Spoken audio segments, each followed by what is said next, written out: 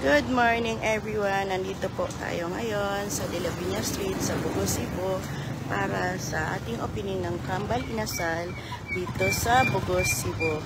Bagong branch ng Kambal Inasal dito sa Bugo, Cebu.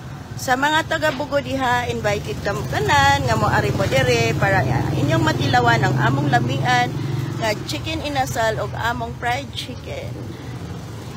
Hi day! Yung mga crew niya.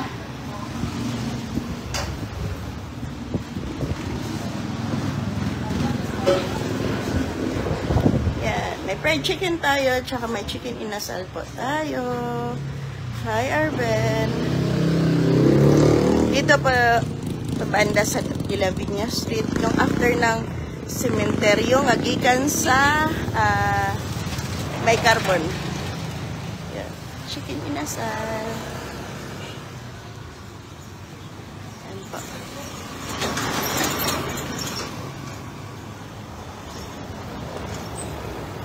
Grabe, ang init. 9 o'clock ang opening nila.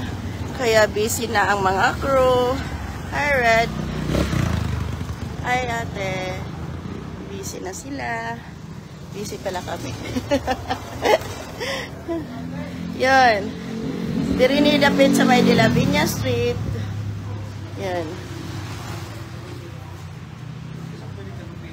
Kani mga fries, maoni siya 250k na to nga 2 in 1. Diha dapita ang merkado sa Bugo.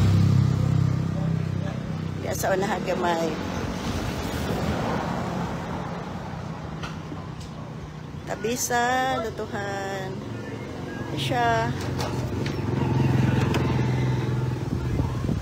Diha dapita ang Prince Warehouse. But,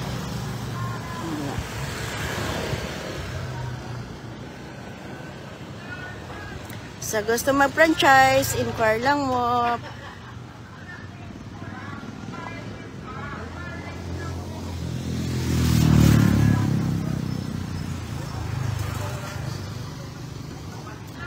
Sa dool diri sa Bugo, Cebu, kung gusto niyo matilawan ang among lamian at chicken inasal, visit lang po amo diri dapita sa may De La Viña Street.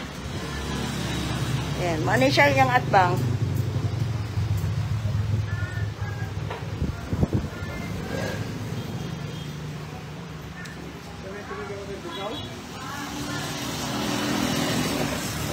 Al fresco style naman siya.